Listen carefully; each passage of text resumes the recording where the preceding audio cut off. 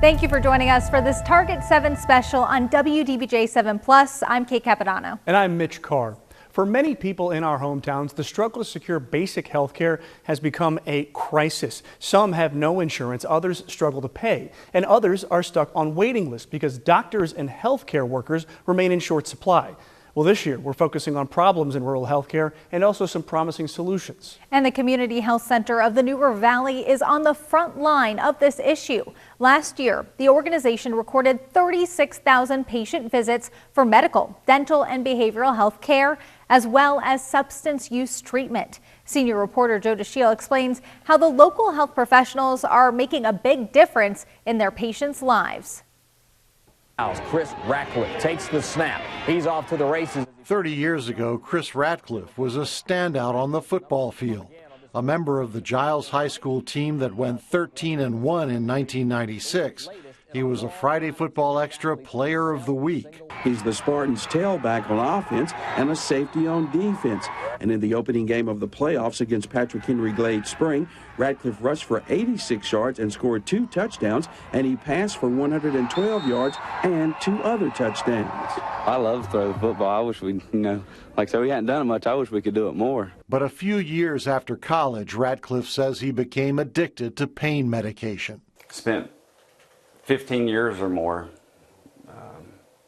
just really engulfed in my addiction and fighting to get out of it, knowing that it wasn't who I was and wasn't the life I wanted to live, but it was a constant battle trying to get out of it physically and mentally. In the last 4 years, he says the compassionate care he received at the Community Health Center of the New River Valley has helped him address his addiction. Just was met with a lot of compassion and judgment-free zone. Felt like I was able to just be honest. You know, if I messed up, I was able to tell him I messed up, and it just gave me a good environment to continue to progress in my recovery. The Community Health Center started as a free clinic almost 50 years ago, with volunteers working in donated space, caring for neighbors who couldn't afford to pay. In 2014, it became a federally qualified health center, a designation that provides federal funding for community clinics that provide comprehensive care in underserved areas.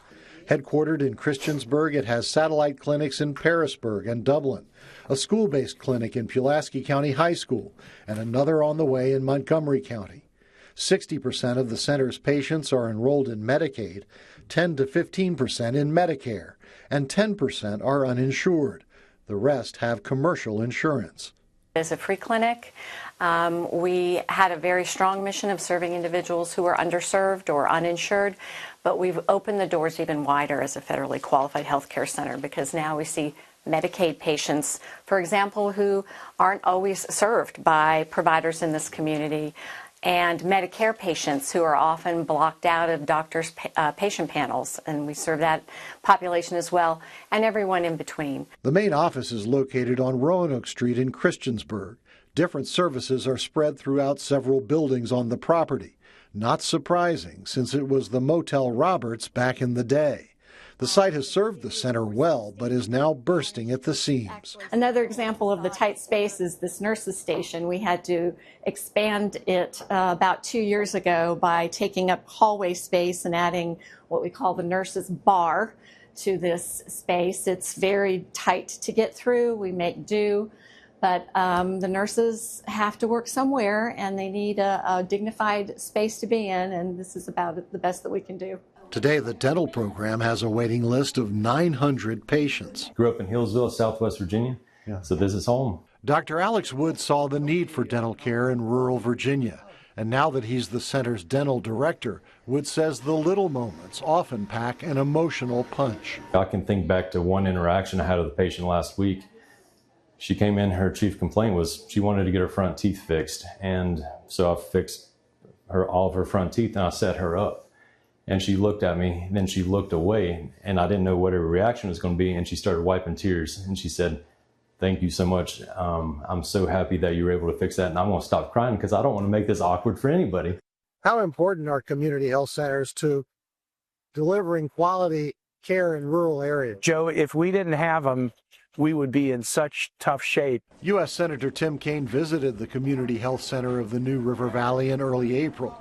He noted there are more than 24 federally qualified health centers across the Commonwealth and said they're on the front lines of the healthcare crisis, especially in rural Virginia.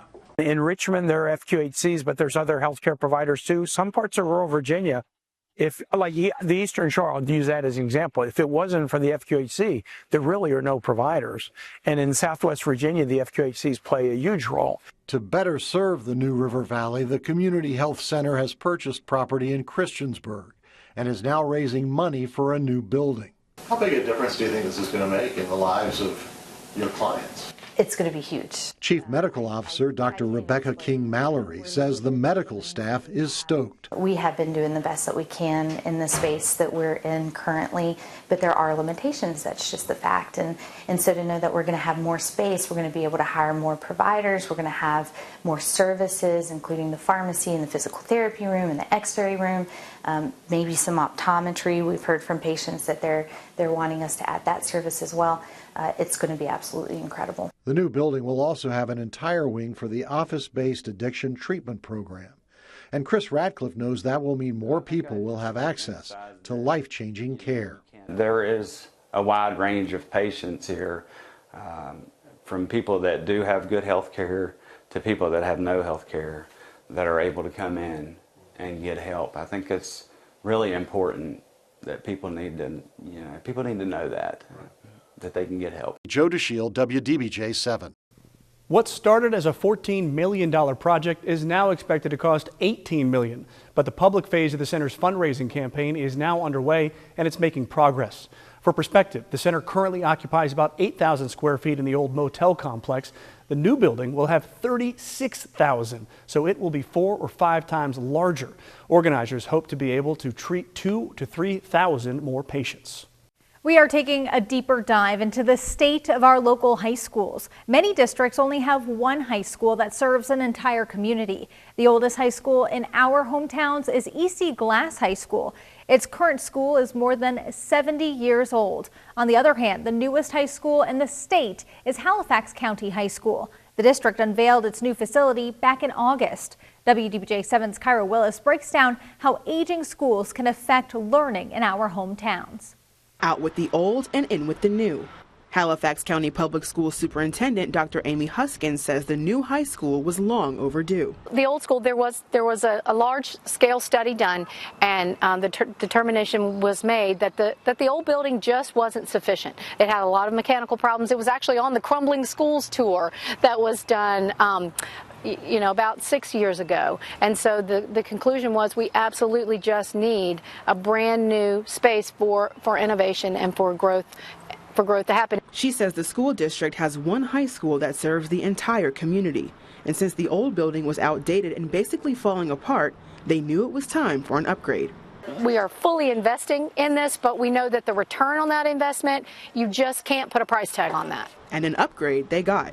The $129 million building has a teaching wing, an expanded career and technical education wing, open concept floor plans with plenty of windows for natural lighting, along with all new technology that includes upgraded security systems.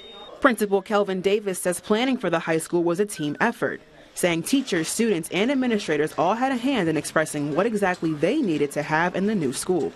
Students are still excited about this building. This is just an awesome space for them.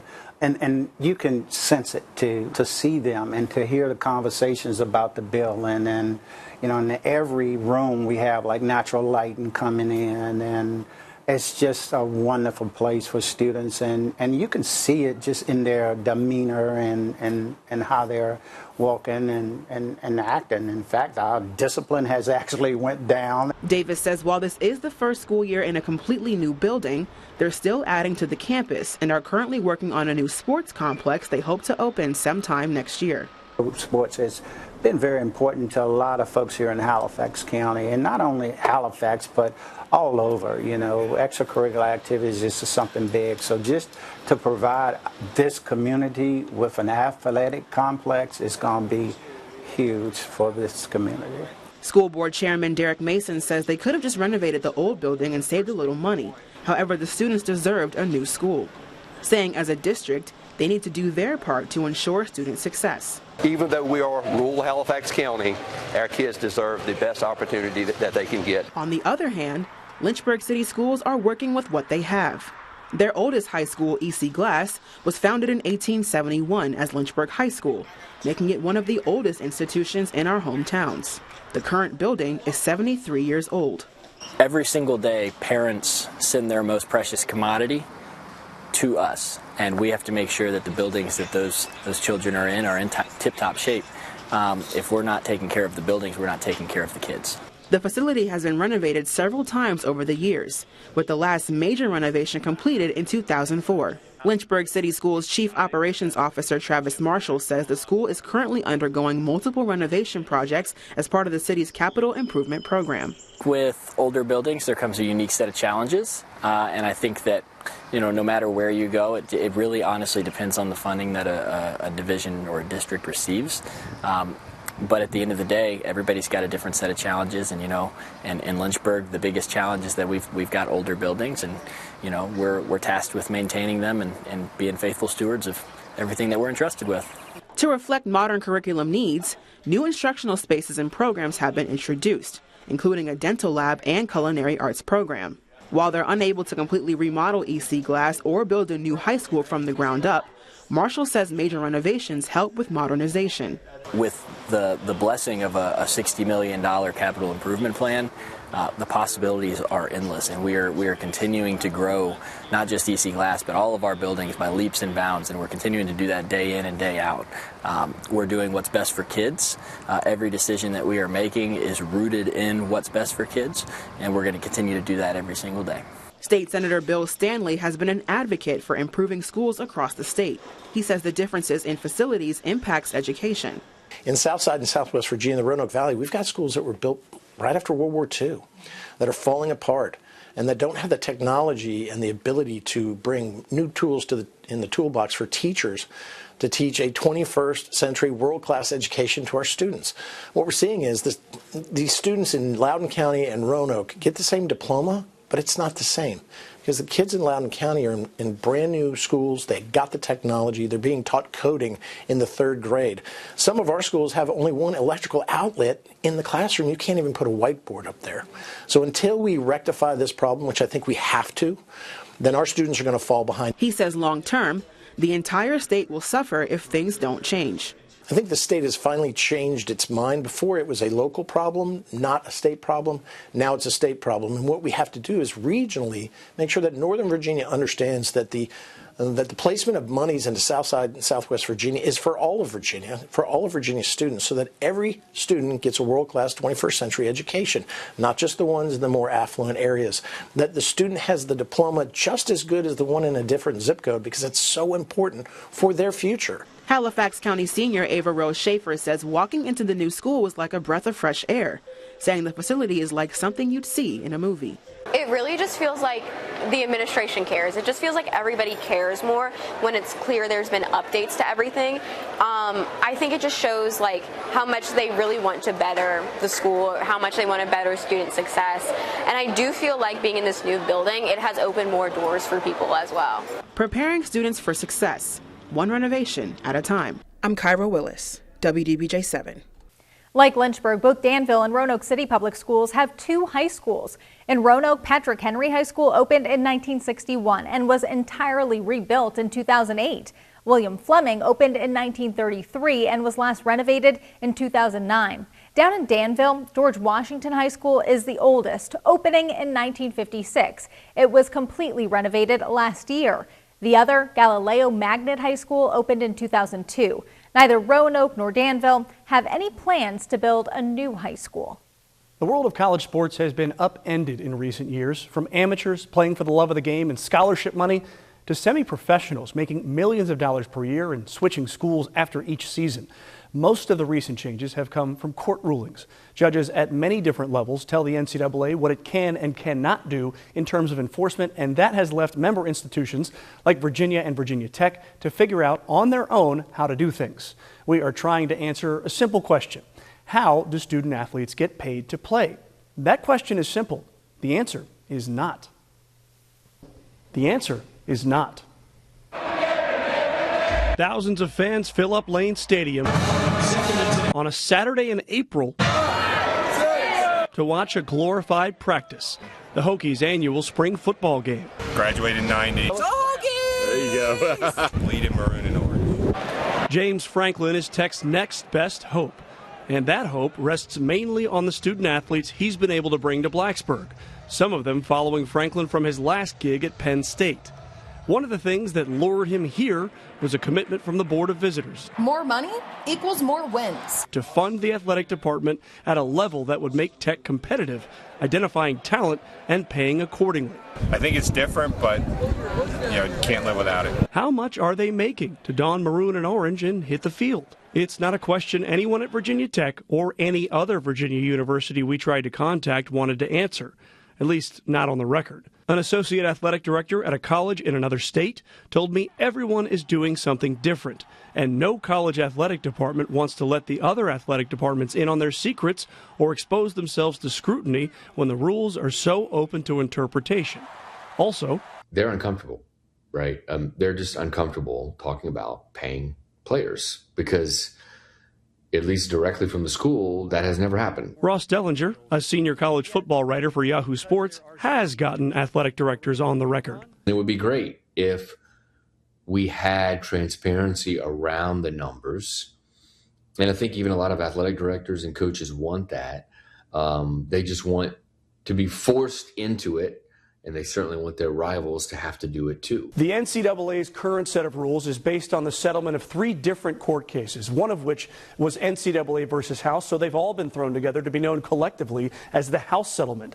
This is what allows for revenue sharing, and it allows athletic departments to share up to $20.5 million per year with student athletes, and that will increase by 4% each year. The settlement even tells universities how they should split that money. At a Power 4 conference like the University of Virginia or Virginia Tech, both members of the ACC, 75% get shared with the football team. 15% goes to the men's basketball team, 5% to the women's basketball team, and 5% goes to other sports like baseball, softball, lacrosse, or Olympic sports. These percentages are based on how much TV revenue each program brings in, which is based on TV deals that have been struck by the conferences.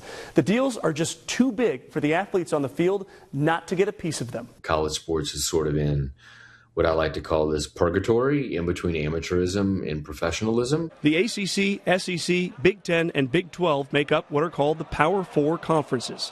The out-of-state associate AD told me schools outside the Power 4 conferences, take JMU and Liberty for example, don't have anywhere near $20.5 million in revenue to share with players. The Power 4 don't have it either. The state of Florida passed legislation over the summer to allow Florida, Florida State, and other in-state schools to access more taxpayer money to fund athletic departments so they could share it with student athletes. The Commonwealth of Virginia did not do anything like that.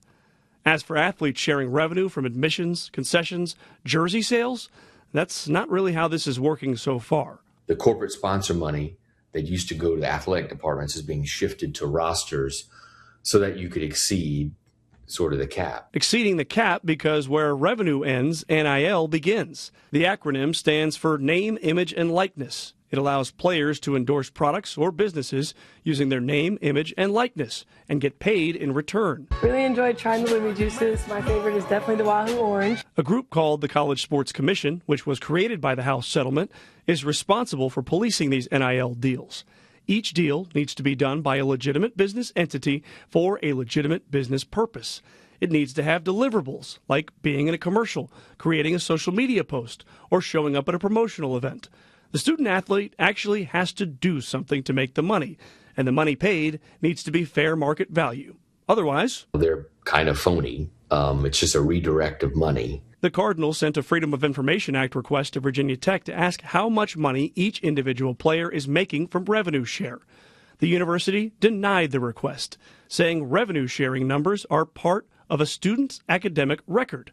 Basically, Virginia Tech can't share with you how much money quarterback Ethan Grunkemeyer is making off of revenue share and NIL deals any more than it can tell you if Grunkemeyer is getting a lousy grade in microeconomics. It is a for-profit professional sport that's embedded in a nonprofit higher education system. And those things probably can't coexist for much longer in its current form. UVA also declined to speak to me for this story and declined to make a single one of its 300-plus student athletes available to talk to me either. But the university works with a third-party marketing agency called Cavalier Futures. Actually, Cav Futures Marketing, Inc. is now the new company, right? It used to be UVA's donor collective, and prior to the House settlement, Cav Futures would help the university pay players with donor money.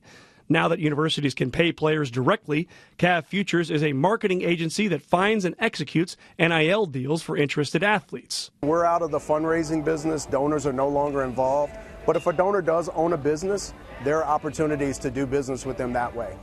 Love you, mean it. Cav Futures did a deal last fall with UVA athletes and Lumi Juice, a Charlottesville-based company founded and run by UVA alumna Hillary Lewis Murray. Now it's about a return on their investment as well. So it's a lot of education that goes into it. One of the areas that we've been really working with student athletes over the last 4 years is what does it take to build your brand? You've got to position yourself well in order for brands to come after you. It's just one way athletes are getting paid to play in this new world. There are many others. But when your favorite team takes the field, will you have any idea who got paid what and by whom? Probably not. Mitch Carr, WDBJ7. It will take federal legislation to get this sorted out, and that may actually be coming. Just last month, President Donald Trump issued an executive order strongly encouraging Congress to act and to have executive agencies look into solving this issue on their own. The effective date for the order is August 1st. And until then, colleges, universities, the NCAA, and the government are ordered to get together and figure out what the future looks like. And your hometown station will continue to follow that and other exclusive stories. Each week we have new Target 7 reports, and those debut on WDBJ7 News at 6. We will be back with another Target 7 roundup right here on WDBJ7 Plus. I'm Kate Capadano. And I'm Mitch Carr. We'll see you next time.